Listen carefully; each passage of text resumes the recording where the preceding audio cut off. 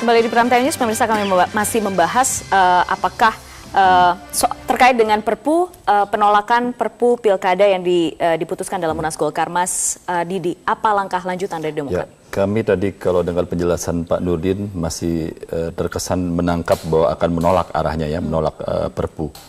Namun bagi bahasanya Demokrat, beda tapi. Ya, karena kepentingan besar bangsa di atas segala-galanya, tentu kami tidak akan menyerah begitu saja. Kami akan lobby semuanya, termasuk sahabat-sahabat di Golkar, yakinkan lagi bahwa ini kepentingan besar bangsa. Kalau melobi berarti ada tawaran lain dong, ada posisi tawarnya harus tinggi dong kalau misalnya mau melobi.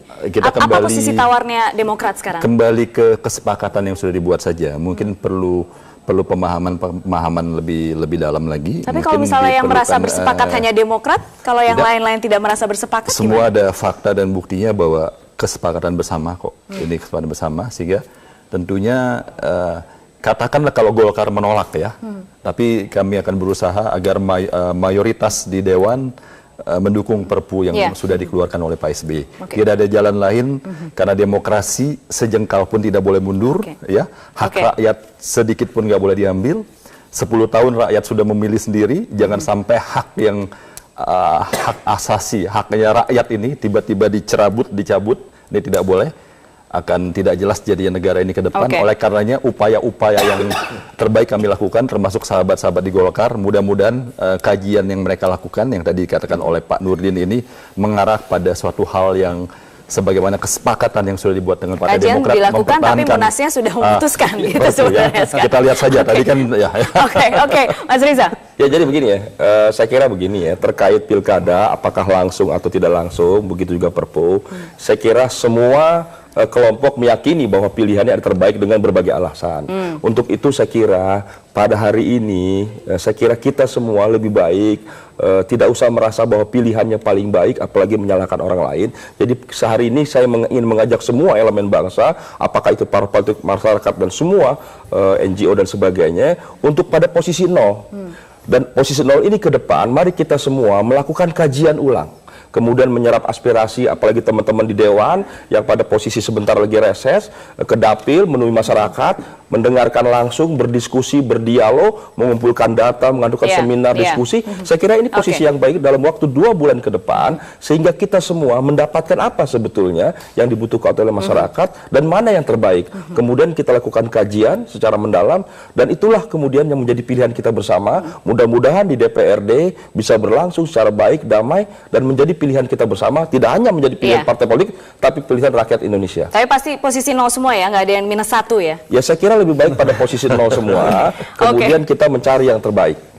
Oke, Mas Hanta. Putri, menurut saya begini, itu kan sudah sering kita diskusikan soal demokrasi, soal hak rakyat, satu. Yang kedua, ada konsistensi kita di sistem presidensialisme kita di pusat. Kalau terjadi misalnya itu berarti ada parlementarisasi di tingkat lokal. Itu ada inkonsistensi dalam sistem politik ketenagaraan kita.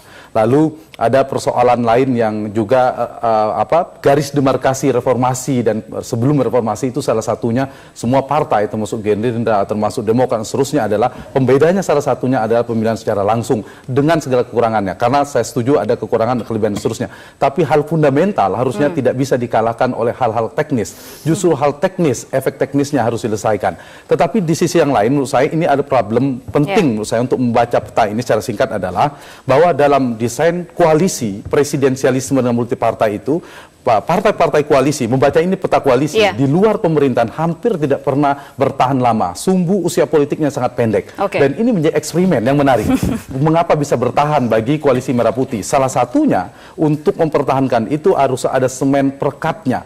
Harus ada, karena koalisi biasanya dibangun spektrum ideologi agak sulit menjelaskannya, karena kedekatan platform dan ideologi agak sulit, tetapi karena basisnya power sharing. Apa yang bisa dilakukan? Kalau misalnya Perpu ini bisa digagalkan, lalu pilkada, saya membaca perspektif politik, analisa politik, ini bisa menjadi instrumen yang sangat strategis bagi koalisi Merah Putih, khususnya yang paling diuntungkan adalah Golkar, bil khusus adalah Pak Abu Rizal Bakri sebagai ketua umum dengan segala kepentingannya, maka yang menurut saya harus dipertimbangkan oleh Golkar, Gerindra, sebagainya harus mengutamakan kepentingan bangsa negara. Kepentingan rakyat jauh lebih penting ketimbang misalnya untuk menjadi semen perekat. Tetapi kalau ini misalnya pilkada dilakukan oleh DPRD, saya yakin ada potensi koalisi di luar pemerintahan pemerintahan bisa lebih panjang, lebih efisien, efektif. Menurut saya setuju tadi, dikaji bukan sekedar menjadi kebutuhan jangka pendek, kepentingan koalisi, partai politik atau perorangan, tapi dalam rangka kita membangun demokrasi kita ke depan. Itu jauh penting. Bukan persoalan pilihan mana yang demokrasi atau tidak, tapi pilihan kebijakan mana yang lebih konsisten untuk kita terapkan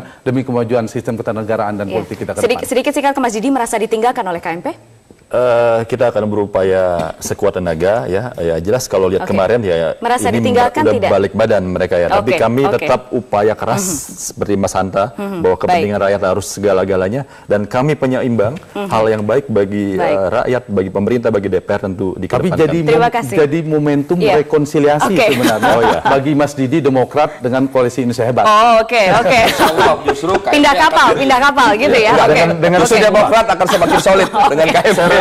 Dengan semuanya, baik KIH dan KMP. Baik. Waktunya sudah habis. Terima kasih Mas Hanta, Mas Riza, Mas Didi sudah berdiskusi hangat bersama kami. Tadi juga ada Pak Nurdin Halid bergabung melalui sambungan telepon.